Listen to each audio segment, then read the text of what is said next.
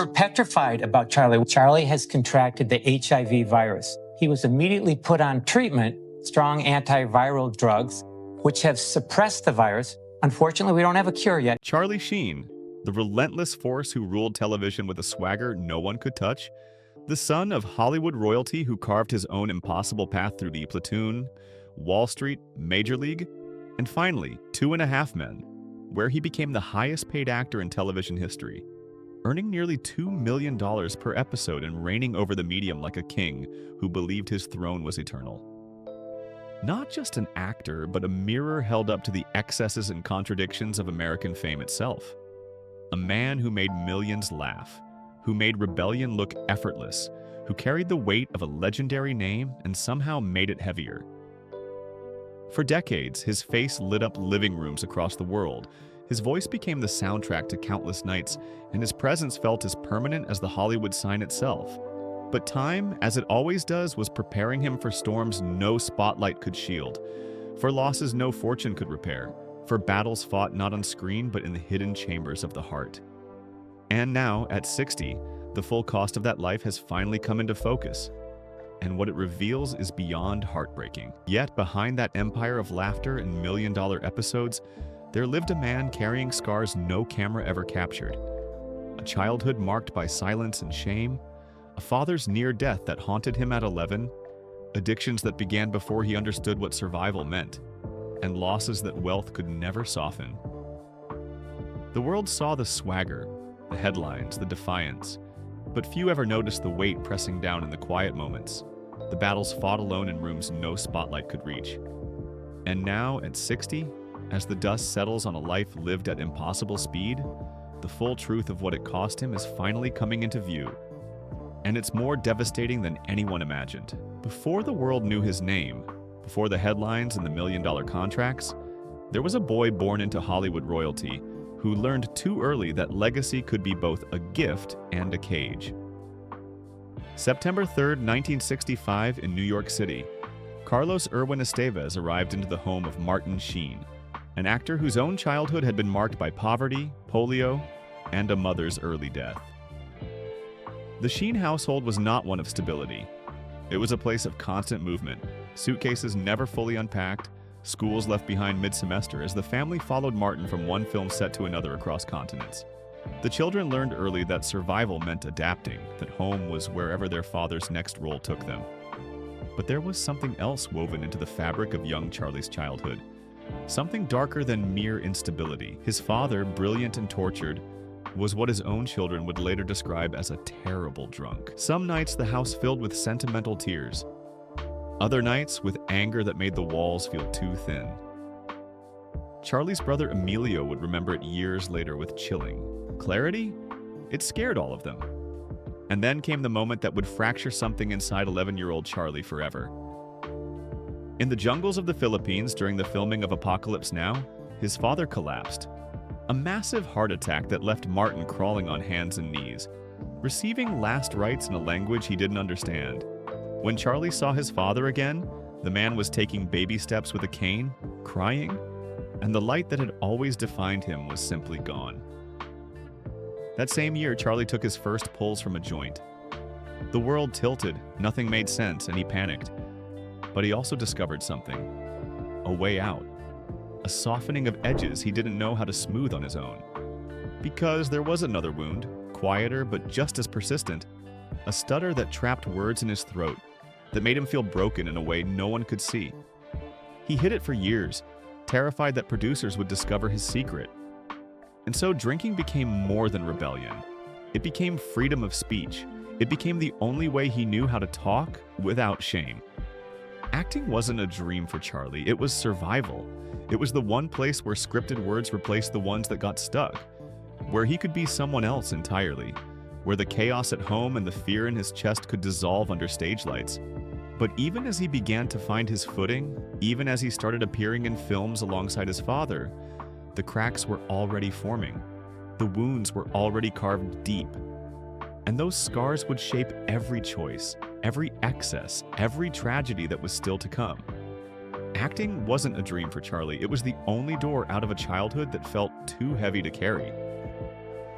After his expulsion from high school just weeks before graduation, his father gave him an ultimatum: 6 months to prove himself or return for his diploma. It wasn't opportunity knocking, it was survival with a deadline. He took small roles, appeared in his father's projects, learned to move through sets like someone who had been watching from the shadows his entire life. The camera didn't intimidate him.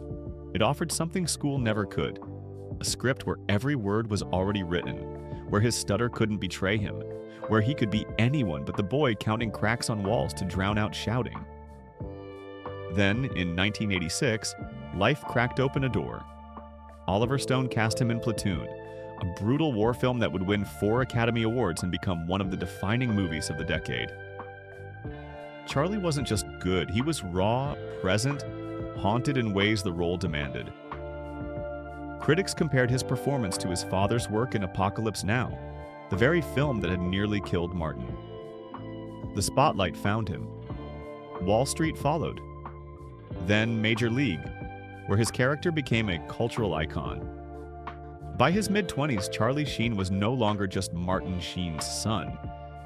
He was a name that carried its own weight, but applause never quieted the silence within him. Every red carpet, every premiere, every magazine cover. He carried his childhood wounds with him like stones in his pockets. The stutter was still there, hidden behind carefully rehearsed lines and whiskey that softened the edges. The fear of being exposed, of not deserving what he had, followed him into every room. Success didn't heal him, it only gave him more to lose. And the storm that had shaped his childhood was far from finished with him. Then came the years that made him impossible to ignore. In 2003, Charlie Sheen stepped into the role of Charlie Harper on 2.5 Men, and television bent to him. The show became a cultural phenomenon, pulling in millions of viewers week after week, and Charlie's salary climbed to heights no television actor had ever reached. Nearly $2 million per episode, a Guinness World Record, a throne built on laughter and perfect comic timing. He received 4 consecutive Emmy nominations. The industry that had once seen him as just Martin Sheen's son now saw him as a force unto himself. For 8 years he was untouchable, but behind the applause lived a silence no one heard. The higher he climbed, the heavier the air became. Success didn't erase the childhood wounds, it only gave them more room to echo. The stutter was still there, hidden behind scripts and carefully timed punchlines. The fear of being exposed, of not deserving what he had, whispered louder with every accolade. He was earning millions, but the boy who once counted cracks on walls to escape the shouting was still there, still waiting for it all to collapse. Crowds adored him. Millions tuned in, but the nights felt longer than they ever had before, and the storm gathering on the horizon would make everything before it look like calm skies. And then came the moment that shattered everything. In 2011, at the peak of his power, earning more money per episode than any actor in television history, Charlie's world began to collapse. Not from the outside, but from within. The headaches came first, brutal and relentless, followed by night sweats that left him shaking in the dark. He thought it was a brain tumor. He thought his time was up. And then the doctors delivered 3 letters that changed everything: HIV positive. The room went silent. The air turned cold. Everything he had built, everything he had survived, suddenly felt like it was slipping through his fingers. He sat there, numb, trying to process what those words meant. Not just medically, but existentially. The shame, the fear, the certainty that the world would turn on him if they knew. His mother stayed by his side in that hospital room, but even her presence couldn't stop the spiral. He would later admit that in that moment, he wanted to eat a bullet. That the only thing stopping him was the knowledge that she would be the one to find him. For 4 years, he lived in what he called a fear prison, a room with no doors. People he trusted took photos of his medication while he slept, then demanded money to keep quiet. He paid them hundreds of thousands, then millions, over $10 million in total, watching his fortune bleed out to protect a secret that felt like a death sentence. Every relationship became suspect. Every intimacy became dangerous.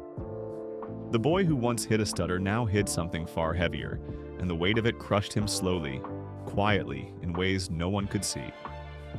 This was the shadow that would follow him through every remaining day, a wound that never closed, only learned to be carried in silence.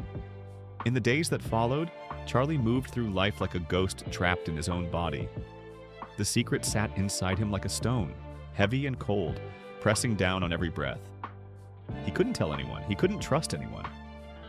Every conversation became a calculation, every intimacy a risk, every moment alone a reminder that he was living in a prison no one else could see. The headaches didn't stop. The fear didn't fade. And slowly, quietly, the man who had once commanded television began to unravel. His behavior became erratic, unpredictable, fueled by substances that promised relief but only deepened the spiral. He lashed out at the people trying to help him. He attacked the creator of the show that had made him the highest-paid actor in television, calling him vile names in public interviews, burning bridges with the same reckless energy he once brought to his roles. In March 2011, Warner Brothers fired him. The empire he had built collapsed in a matter of weeks. The paycheck stopped.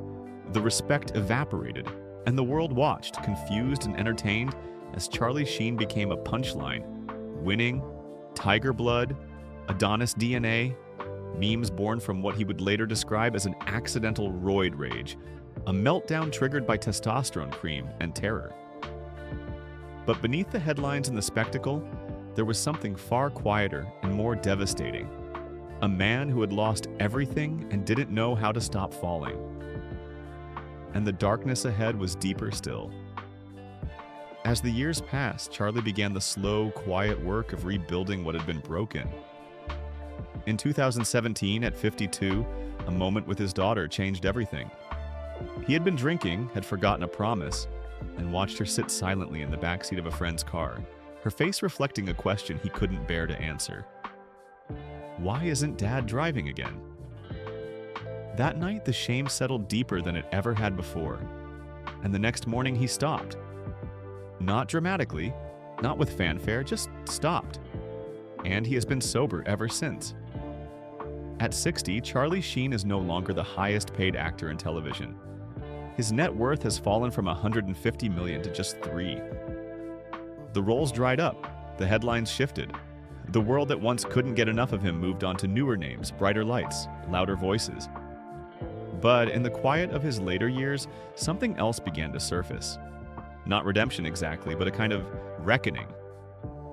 He reconciled with Chuck Lorre, the man he had publicly destroyed.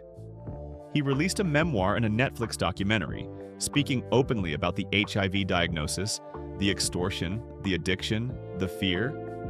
He admitted the truth, that he had been running from himself for decades, that the wounds of childhood never healed. They only learned to be carried differently. His relationship with his daughter, Sammy, remains fractured. She hasn't spoken to him in over a year, but he raises his twin sons now, alone, waking at 4:30 every morning to take his medication, holding on to sobriety one day at a time. The storm that nearly destroyed him has quieted, but the scars remain, etched into every choice, every memory, every breath. And in these later years, he finally understands what it cost to survive himself. At 60, Charlie Sheen is a portrait of survival carved from decades of storms no spotlight could shield him from. He lives quietly now, far from the throne he once occupied as television's highest-paid actor, raising his twin sons alone, waking before dawn to take the medication that keeps him alive, holding on to sobriety one fragile day at a time. The empire is gone. The fortune has crumbled. The headlines have moved on. But what remains is something deeper than fame ever offered. A man who has looked into the darkest parts of himself and chosen, against impossible odds, to keep breathing. Perhaps his greatest legacy is not the roles he played or the records he broke, but the quiet truth that survival itself is an act of courage. That carrying shame, trauma, and wounds for decades, and still choosing to wake up, to try again, to face your children, to tell the truth, is its own kind of heroism. His story reminds us that even when everything falls apart, even when the world turns you into a punchline, even when you lose the fortune and the respect and the love you thought would last forever, you can still choose to rebuild. Not into what you were, but into something truer. So as we close this chapter on an extraordinary, heartbreaking, deeply human journey, if his story touched you, if it reminded you that resilience can outlast devastation, leave a like as a quiet tribute to a life more complex than the world ever understood. Wherever you are right now, in the quiet of your own struggles or the weight of your own regrets, know this: survival itself is a kind of victory. A rich life is not measured by applause or fortune, but by what we endure, what we rebuild, and the grace we carry through the storms that try to break us. If stories like this speak to your heart, if you value journeys told with dignity, respect, and truth, consider subscribing. This channel exists to honor the real lives behind the fame, to remember the humans shaped by struggle, survival, and quiet courage. Stay with us. There are many more stories waiting to be told with the care they deserve.